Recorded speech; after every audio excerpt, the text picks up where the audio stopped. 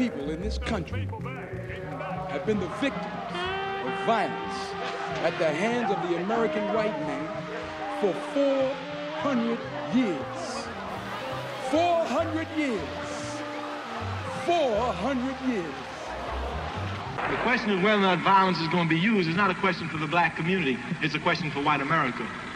Because white America is the one who's used violence. For 400 years, we have been the recipients of violence. We have never lynched, we have never shot, we've never burnt a church, we've never beaten people, we've never taken them to jail. That is the question for white America. The real question is, can she civilize herself before we get ready to civilize her? Do you know that I can pull out the slave ships out of the Bible and show you that the true children of Israel would serve captivity through slave ships? Who are these people? You can't say the Jewish people are the Jews. They're not the Jews. They're not suffering the curse according to the Bible. How can they be the Jews and they run everything you see today? The Bible said the Jews feel no curse. The Jews would go in and call those nations and serve all other nations. This is what you will not learn in religion, that the poor people in the Bible are actually the people of the Bible. You cannot learn this in your religion.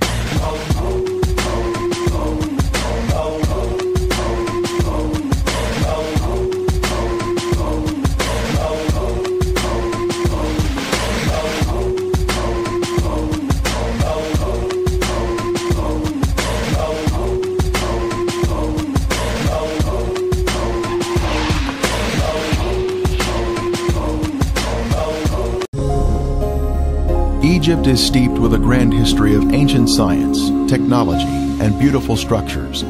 But is there evidence of the children of Israel ever living there? Many years ago, this large stone was discovered in the first cataract of the Nile on Elephantine Island. The inscription states, "For 7 years, there had been no satisfactory inundation of the Nile. As the result of this, grain of every kind was very scarce. In this terrible trouble, King Chesser remembered the god Imhotep, who had once delivered Egypt from a similar calamity. Imhotep can be found in Egyptian history in many places, and it appears he was a sage who was elevated to a god over a period of centuries after his death. Perhaps most confident was Imhotep, the architect who probably conceived of building Zozer's tomb completely from stone. Known as a sculptor, a priest, a healer, Imhotep is considered the preeminent genius of the Old Kingdom.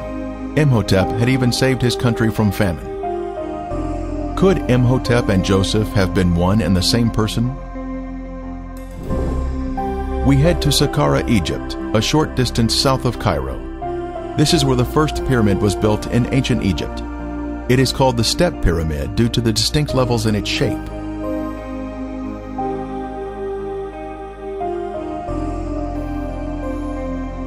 We can see where a smooth veneer layer of limestone had once been applied over the brick, creating a smooth surface, but most of it has since been removed. Here is where we find the statue of Pharaoh Zoser, under whom Imhotep served. It was on the base of this statue of Zoser that Imhotep was mentioned as a man, not as a god. He was first after the king, with his cartouche shown here.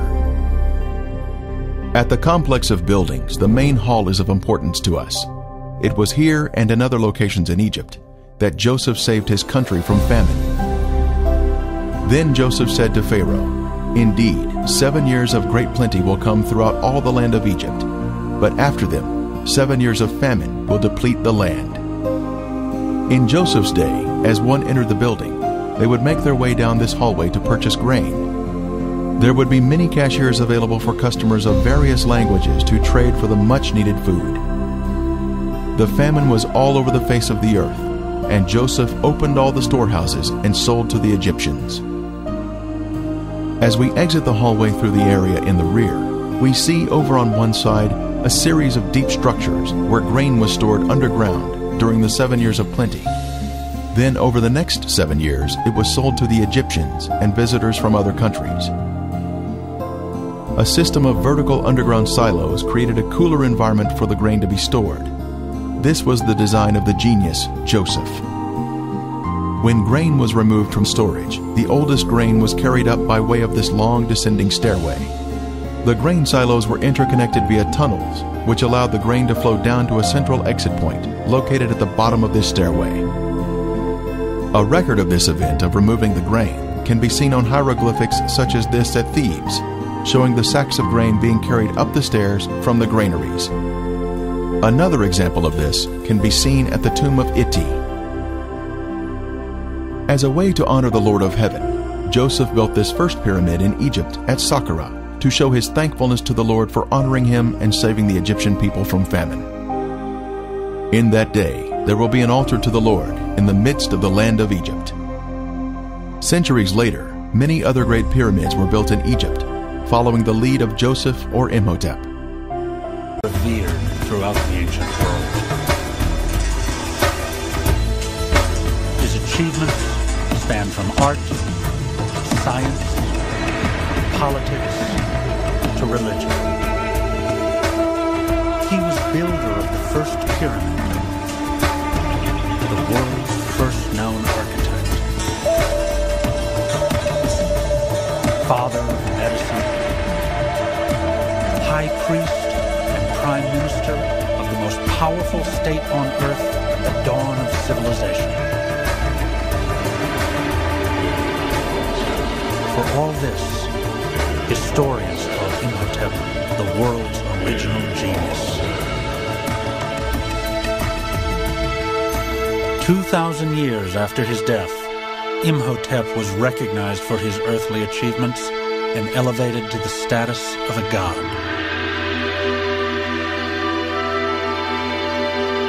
In all of ancient Egypt, was a rare honor to bestow upon a common man.